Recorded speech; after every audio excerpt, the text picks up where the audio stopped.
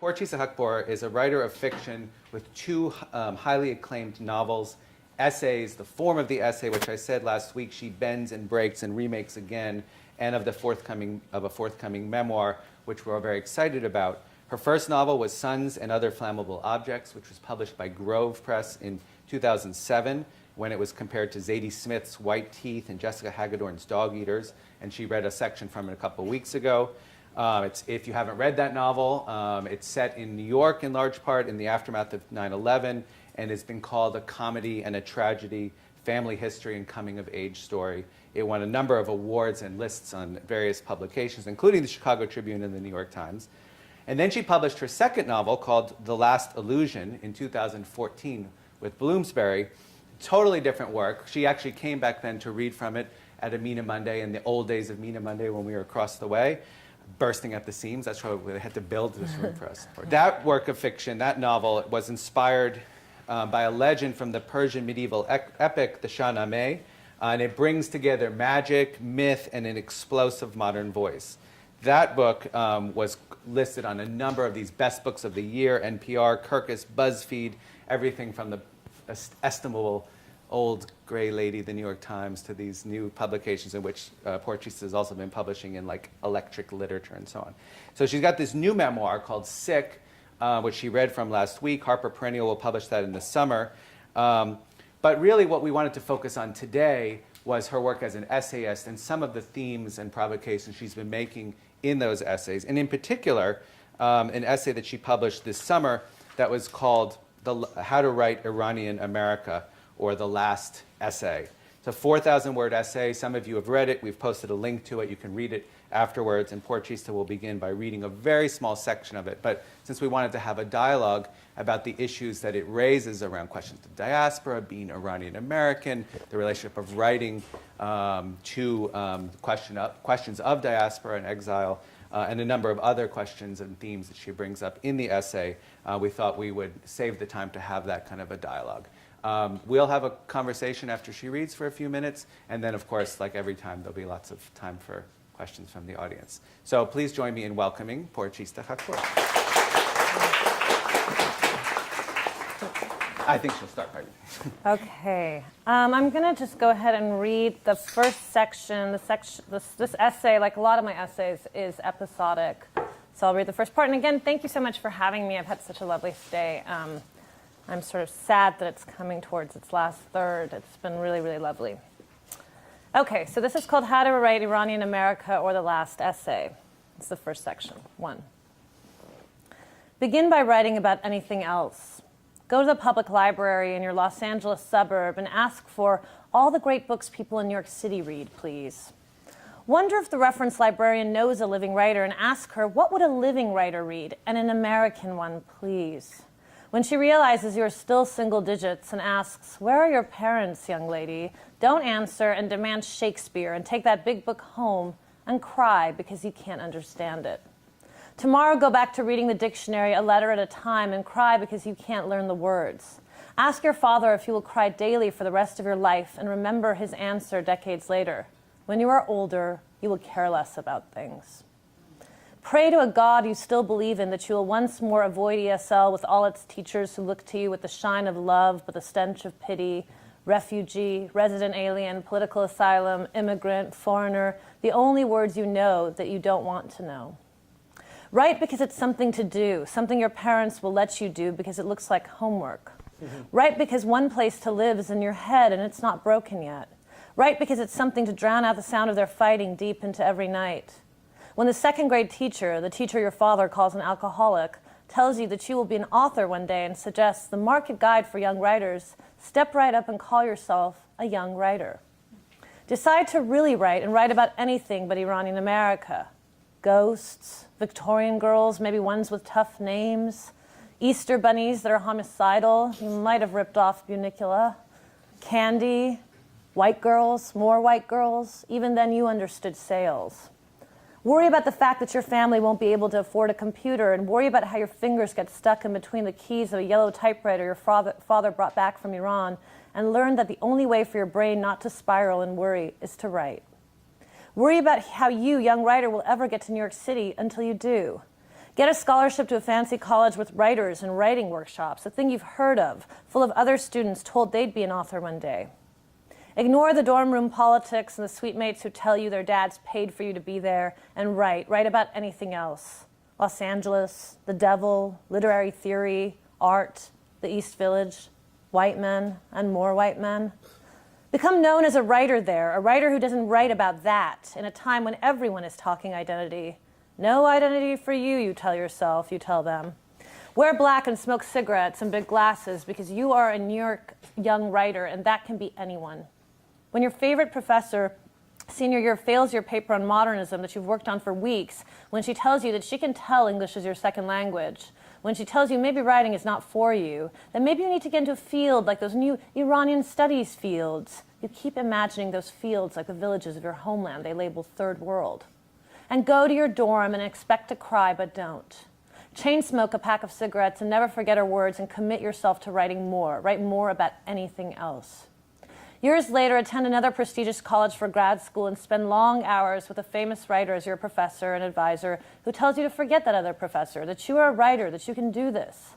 Hold on to her words and almost miss it when she says, "But why don't you write what you know?" Thank her as you always do and hope she doesn't see your tears. "Writing what I know is never my thing," you whisper. Keep turning in stories about anything else. Math, chaos theory, rape.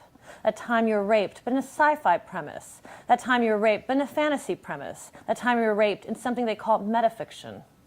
Write about dogs, suicidal people with dogs. 9/11, which gets a little too close to writing what you know, but keep reminding them it was because you were a New Yorker, not because you were a Middle Easterner, that you felt the trauma. Keep reminding them that the hijackers were not Iranian. When they tell you they don't know what you are anyway, don't say a word, just keep working harder than they ever will, and tell yourself you will beat the ones who hurt you most for that fellowship for another year. Get the fellowship and avoid all their eyes. When your advisor suggests you work on a novel, that you are, after all, a novelist, hear novel like a curse, an arranged marriage, and a death sentence. All that potential for devoting to writing to anything else. Stop there.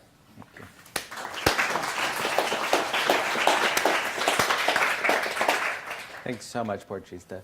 Well, I mean, first, I want to just talk a little bit about the essay itself, the voice that you have in it, and the choice to write it in the second person. I mean, to address. I mean, you know, it reminded me. First thing I started to think about the first time I read it was that Lori Moore story about how to write a short story, which is also written in the second person. Yeah. But how did you come to that decision? This essay, for me, was something that I'd been working on from the moment that I started writing essays, which was almost exactly a decade ago. And so second person seemed natural to me because it was actually what I had drafted it, but I only expected that it would have been, for me, it was like a journal almost that I was keeping for myself, where I was expressing my frustrations about suddenly being an essayist of the Iranian-American experience, which is not something I had ever signed up for. And so I sort of had this other secret file, which I do a lot of times with like a lot of my writing. Like there'll be another alternate file where it'll be what I really think. So it was like this way that I just kept building on this essay over the last 10 years, thinking that this could become an essay, but that it would be a very long, spiraling, obsessive essay. And I really thought it would be like the last essay. This would be the perfect essay to never write essays anymore after. And so now it's probably going to be like a last essay in a collection of essays that hopefully I'll be publishing soon. Yeah, so there's something very private and memoir-like about the essay at the same time as it's so public, this address, like you're telling us about your secrets. And that's something that you see in a lot of, I mean, actually I was talking last week about your amazing Facebook posts and dialogues and Twitter. I mean, if you haven't followed Porochista on Twitter or on Facebook, you really must, because she really explodes that form. So there's something similar there, I mean, private and public about it. Yeah, there was a lot. When I turned this into my editor, I was really worried that I would have, like this would cause me to sever relationships with several editors. I mean, a subtext of this essay is me being quite critical of the New York Times. Though one of the New York Times editors who got me to write essays in the first place actually wrote that he really liked this essay. So I think that's something you'll find with the New York Times. Even people who are part of that club have reservations about it. But I was both grateful to them for bringing me in, but then I was aware of how that would pigeonhole me and how that caused a lot of problems in my life too. So at the point, in a way, I joked to a friend of mine when I was preparing this to be published this winter that it was like a suicide note. That's how it felt. It felt really like violent in a way to put it out there. But I couldn't handle it anymore. Well, you have actually something amazing happened when I was rereading this. I cut and pasted into a document. I don't know why. And I noticed that there were a lot of links embedded that Catapult made much more silent. Yeah. So anyway, you talk in the essay about a number of essays that you wished you hadn't written and published.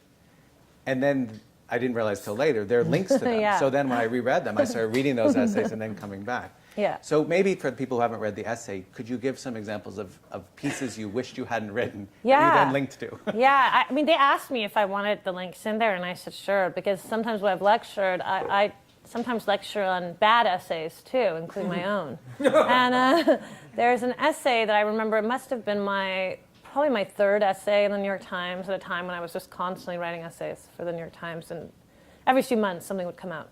And this was an essay, I pitched it to my editor as an essay on the old show 30-something. And it had just come out on DVD, which, just 10 years ago was a big deal, DVD still. And I really loved that show. And I thought it would be interesting to watch that show as someone who is now 30-something, watching what 30-somethings back in the, I guess, late 80s, early 90s were going through.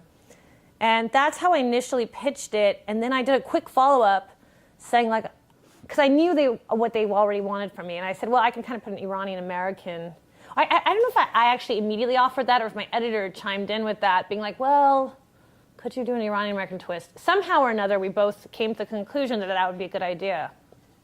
But that's, to me, incoherent. There's no reason why that would be an Iranian-American essay. That would just be an American essay. It's like one time where I was publishing a short story, and it was like 2 Americans.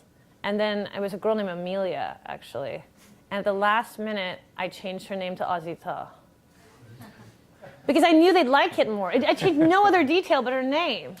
There was no physical description or anything, but suddenly you had an ethnic name, right?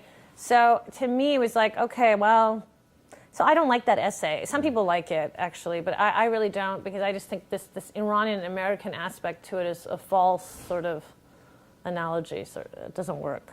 Well, so, I mean, throughout this long essay, it's about 4,000 words, there is this tension, just the way you're talking about it now, between, writing what you call Iranian-America, or what is called Iranian-America, and not wanting to write Iranian-America, but doing it so well, and stories like that. I mean, you say in the essay that you've published 70 essays, maybe more since then, since your 2007 novel, and 48 of them, I think, had some Iranian-American theme or kind of slant. Yeah. And so this tension is amazing. I mean, can you talk more about the tension a little bit? In a way, I was asked to invent Iranian-America, which is ridiculous. I mean, it just so happens that it coincides with my age. I'm about to turn 40, and Iranian-America is close to coming of that age, too.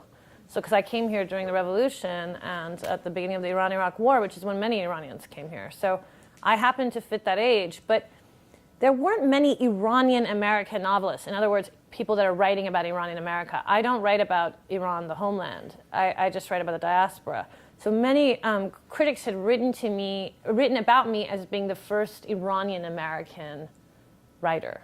And that was kind of a crazy concept. So I was seeing that what was happening with these essays and people sort of acknowledging me more than acknowledging my fiction, which is really what I was in it for, and seeing my identity as so representative of a particular world. Because there was a generation older than me, but they were writing very much about fleeing Iran and the revolution and the war. And so those people were my parents' age. For years, that stuff was all Americans were interested in, the sort of not without my daughter narratives and tropes, which I don't relate to. I don't even find interesting anymore. I'm sorry, that's many people's narrative. But I think that narrative has held us back. I'm tired of seeing images of women in veils crying. I don't think all women in veils are crying. I also think people choose to wear veils. I don't think all women in Iran are oppressed. In fact, I think Iran can be quite matriarchal in its essence and the family unit. So I really just couldn't handle that. And I remember when we were shopping around my first novel, a lot of editors wanted me to write a memoir. And they thought my memoir would be like that. But I was, like 3.5, 4 when we came to America. I don't relate to those images. I'm much more American in a sense. And I can write about Iranian within an American context. Well, I mean, say more about the publishing industry, since you've already published your suicide note to it.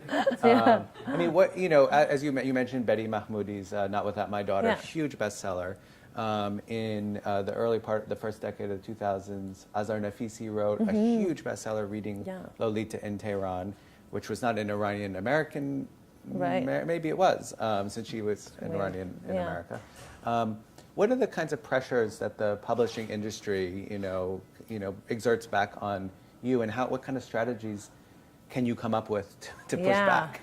Well, I always say it's not the reader's fault, it's the publishing industry's. To me, it's very clear. They give you the product and they tell you that this is what you want. But this is why Americans eat up narratives like that like crazy. There's nothing Americans like more, it seems, to read than suffering people from the third world. They don't want to see thriving people from the third world, but they have an unlimited appetite for suffering people from the third world. And I don't have any interest in that. It's not interesting to me. And it's not even true altogether. It's partially true.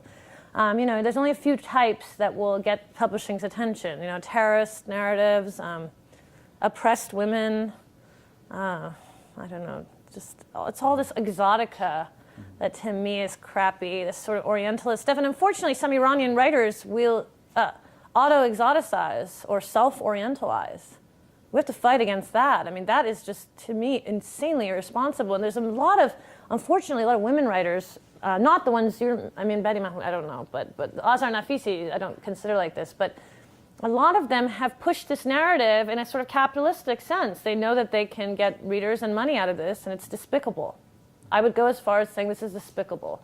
It's, to me, almost a form of prostitution. If I could sell you a version of my story that will make you cry and will make you want a part of me, but that's not the whole story. So I was very interested in the truth at a very young age. So my personality in publishing has always been a pretty strong personality. I'm not afraid to say things. And I'm intolerant of those who are afraid to say things. This is how I am to my students. I'm pretty brutal in a football coach sort of way, where I don't have a lot of patience for people being timid and polite. I see those as selfish attitudes sometimes. And they cause a lot of problems in the world we're in. So you have to have courage, and I require that of people who are around me. And so I've become a book critic. I've been a journalist for longer than I've been a novelist. And so for me, I've always really pushed back. And so a lot of publishing houses try to consult with me about authors and trends and things like that. But I really try to shape them, too. I don't feel that I need to bow down to them. I think that I'm the writer. I'm creating content. They would be nothing without us. So this attitude artists sometimes have where they're like, oh, just little old me, I'm crazy, I'm a mess. I think that's so stupid. I don't see why artists would take that stance. In other countries around the world, artists are revered and respected. They don't have to be revered, but some respect is important. And so I think having some level of confidence is not just important for yourself, but for your community and for the communities that come after you. This is why we are so behind in feminist dialogues. Because it's taken a very long time for people to tell women that they can be strong. They can even be adversarial. And that's okay. So it's linked to that to me. No, I think, the scholar, the UCLA professor Ali Behdad, who's Iranian American now too, published an essay, came around the time of the revolution, a bit older than you, but had called this neo-Orientalism. They called the native informant, kind of giving back to the publishing industry. And I think what's really remarkable in whether it's on Facebook or Twitter or your public presence or here, how you push back at the writer and her or his responsibility as a kind of ethical choice. Yeah, it's very important. I say if you're going to be a writer, that means you have something to say. You clearly think that what you have to say is worth many, many minutes, if not hours, of people's time. So that's perhaps narcissistic. So what? Take over that and do something with that. You know, I believe that all writing is political and should be. I'm not afraid of that. I'm not afraid of opinions. You know, that's why I'm in America, presumably, right? All that stuff is very much in danger at this moment. So there's all the more pressure for artists and intellectuals to push the envelope and not be complacent. So lately you've been writing a lot about race in America. Yeah. And you've also, as you've said here, and written a lot about Islamophobia or Orientalism in America. How do you see these two categories as different and overlapping? Yeah, I write a lot now about race and identity and ethnicity. And as an Iranian, those subjects interest me in a sort of unique way, because you'll find that a lot of Iranians like to call themselves white. And this is a controversial thing. Some Iranians will argue with me till tomorrow morning about why we really are white. But I have very much studied this history, and I know the problematic sort of stuff that goes on behind it. And it has a lot to do with Iran's history. It has a lot to do with Iran during World War II. It's ugly. I was, from a young age, told I was gandumgun, which by my father, which means like wheat-colored or brown. And so I didn't have any conflicts with identity. I didn't particularly want to be white. I'm not particularly interested in whiteness. I don't see it as better. I've never seen it as better. I was lucky to grow up in a neighborhood in a Los Angeles suburb where it was a lower middle class, maybe lower class neighborhood of all apartments, and it was all immigrants. And so most people were of color, and I found that to be beautiful. And so for me, I really like to write about that issue a lot. I mean, I found recently on Twitter, speaking of that, I got caught up in a debate about the Kardashians, weirdly enough. And I realized that people didn't realize that Armenians were very ethnically close to Iranians, if not identical, just they're Christian. And that they said the Kardashians are white. Well, they're half white. They're not fully white. They just don't happen to talk about that. They're not interested in those issues. They could talk about that, and they could, in fact, make a good argument for being brown, but they don't seem to want to. So this interests me greatly, and then Islamophobia interests me greatly too. I mean, I come from a Muslim culture and a Muslim background, but for instance, I have a Zoroastrian name.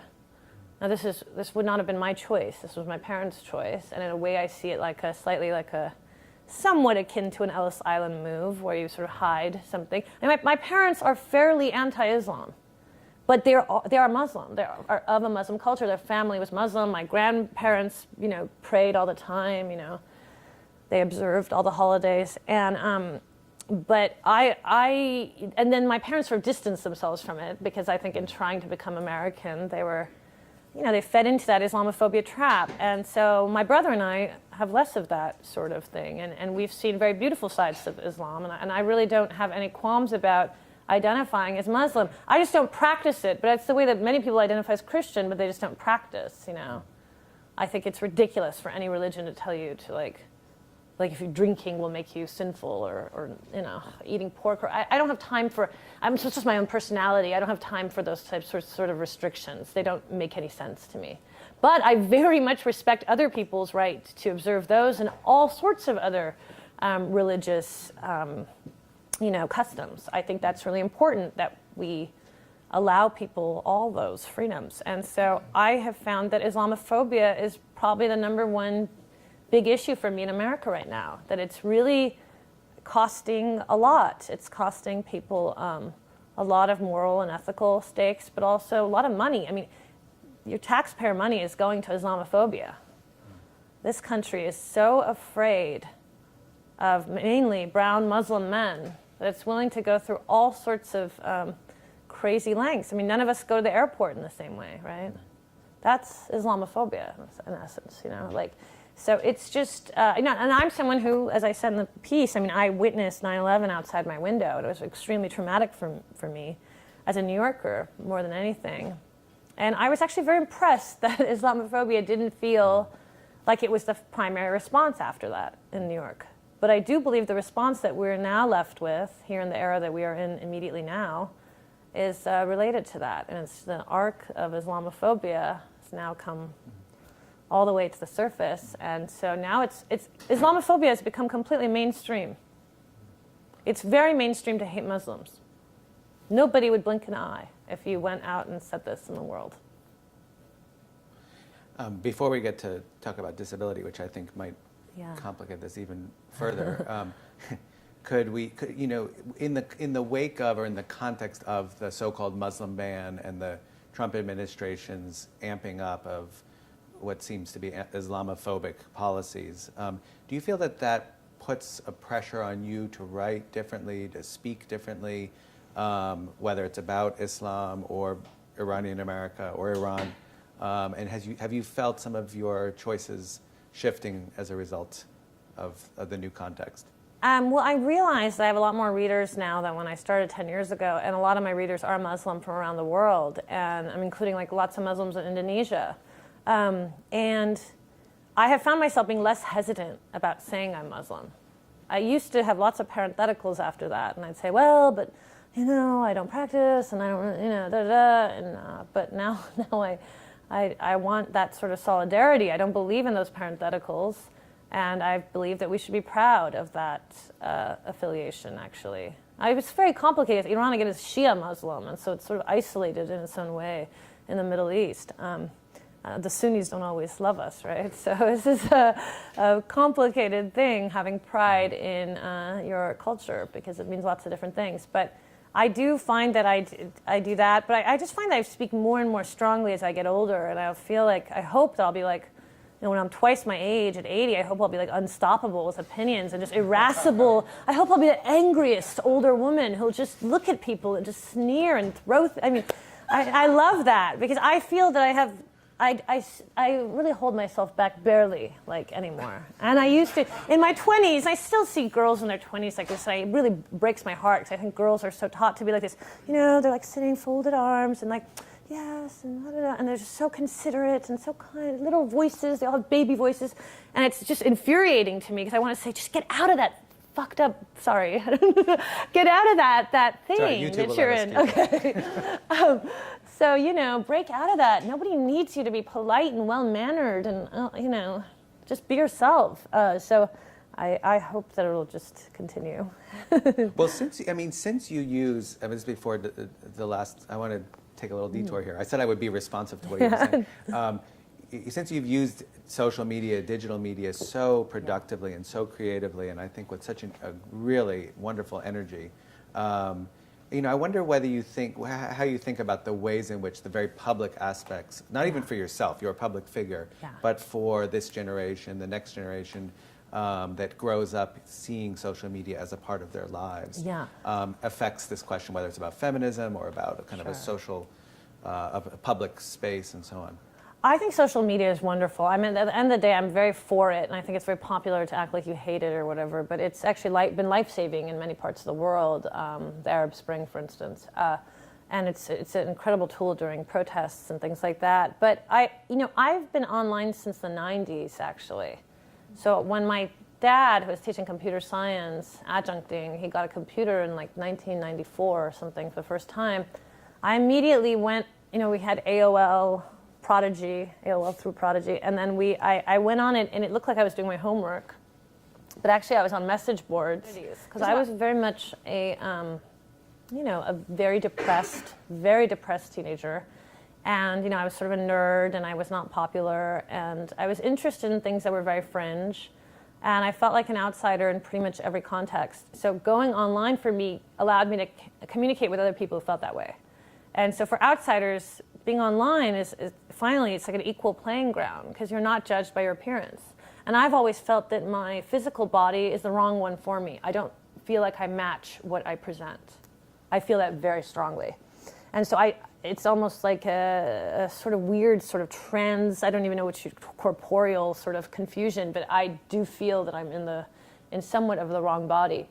So that for me is like, it's heaven to be online when you have that sort of identity conflict, because you're just judged by your words. So I don't see how writers could not like Twitter or Facebook, because it's all words mainly. I mean, the visuals are there, but they're not so important to me.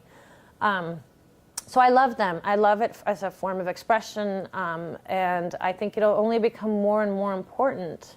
I mean, of course, it brings up other issues like surveillance and things like that, but I think they're a small cost. I just think social media has made our life so much easier. If we really were to be honest, we'd have to face that it's really done a lot of good. And so, I mean, I would have gone nuts if now, with Trump elected, to me, like going on Twitter now is like therapy.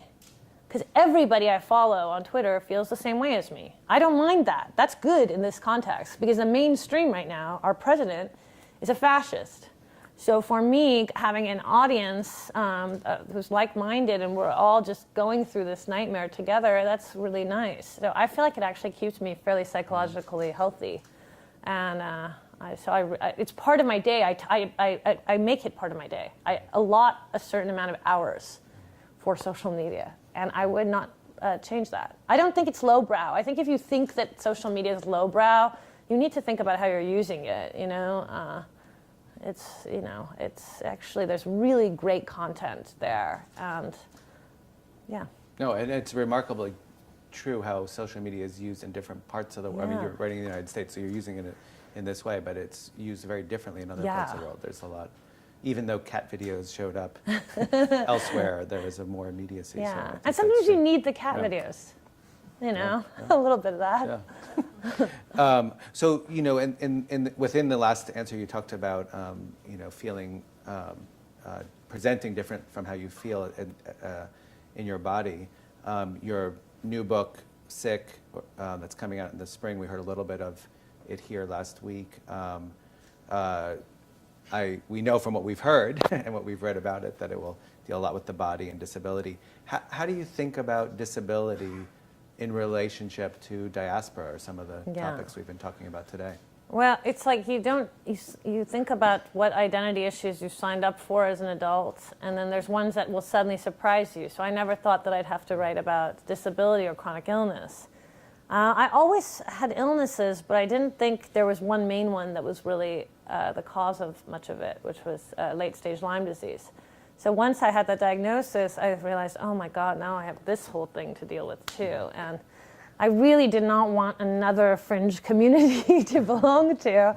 And that's why I gravitated towards a writer like Audre Lorde, who is like, black, lesbian, feminist with cancer, and she's probably the mother of writing about that stuff well. The cancer journals, it's amazing text that was an influence on me. So it was, and it's also like an illness that's also kind of invisible too, just like ethnicity and race can be fairly invisible on me. Just like issues of gender and sexuality can be somewhat invisible. So there's like all these things that you're like, oh my God, I have so much explaining to do. I often walk with a cane, and I'm sure your reaction to me would have been different if you saw me here with a cane. It causes all sorts of weird issues for me to have the cane. Although it also, in relation to other identity and diaspora identity specifically, it actually sometimes is a boost for me, because like at the airports, when I have a cane, or often I have a wheelchair at airports, I go through TSA much faster. And suddenly I'm not the Iranian woman with a funny name, I'm just this person who's very ill, is visibly, has all this stuff with her, and their priority is like just to move through this person in a wheelchair or a cane, get her on board early, and I get like better seats, more comfortable seats, I get on the plane first, I get off first, all this stuff, and they do not pause at my ID. But of course, I don't even travel with my passport anymore, because that says I was born in Iran, so I just have my New York ID that doesn't say that. But of course, my name would always cause that too. And way prior to 9/11, I mean, when I wasn't a U.S. citizen until 2001. At that point, I was always pulled aside. When I hear people complaining about airport stuff now, I almost roll my eyes, because for so much of the world, this has been going on for ages, So, yeah, the illness sometimes, like I wrote a small piece recently that's not published yet about how I was in an airport about to board a flight to Maine. And I often go to Maine and Vermont. They're two places I teach. And on those flights, you're almost always the only person of color. It's just all like older white people. And you're like, okay. And there's somehow in my brain, there's a bigger chance that older white people will be racist, right? Maybe not true, but like that's just, I'm like scared of that a particular generation being racist. And so one time I had my cane, and these older white women were like, oh, what's wrong? They see a younger person, and I'm talking about Lyme, and they all know about Lyme in Maine and Vermont, so it's a way of bonding, and it's like great. And then one of them was like, yeah, I go to Florida sometimes in the summers, and I was at a hospital, and you won't believe it, this damn Muslim guy was my doctor, and this damn guy, I didn't want him to touch me, but then he did, and he was okay. And I was like, oh my God, she doesn't see that I could be Middle Eastern. And I'm like, oh my God. And thank God I haven't said my name. But then I decided I couldn't hide. So I said to her, yes, my people are very good doctors. You know, which is kind of a stupid thing to say. I mean, I'm sort of embarrassed that I said that. But I was like, you know, and then she almost didn't hear it. You know, she kept going on, oh, it's Muslim. And I said again, my people were very good doctors. You know, she's like, okay. You know, and she still didn't, like, you know, really. Because, of course, the imagination is often male Muslims, you know. And, of course, if you're a veiled woman, you have to deal with that, too. So, anyways, it was funny. So there's a way that it has been an advantage with illness. Because illness belongs to white women for some reason in America. White women have a monopoly on illness. It's incredible. And they almost keep it like that a little bit. It's like a coven, and you have to beg to be brought in there, you know. And I know there's a Facebook group, like, where there's just, like, all white women, and they barely ever let anyone with, like, a foreign name in. And it's, like, really become a problem. Everyone talks about this. But they just don't, you know, they want to keep things simple. And I think another layer of identity for them is, like, it's too much. So it's horrible. Well, not keeping things simple is one of the great things about your writing and about you. talking to you. And one of the reasons we appreciate your work so much and your presence here. So first, let's thank Porochista. Thank you. Thanks so much.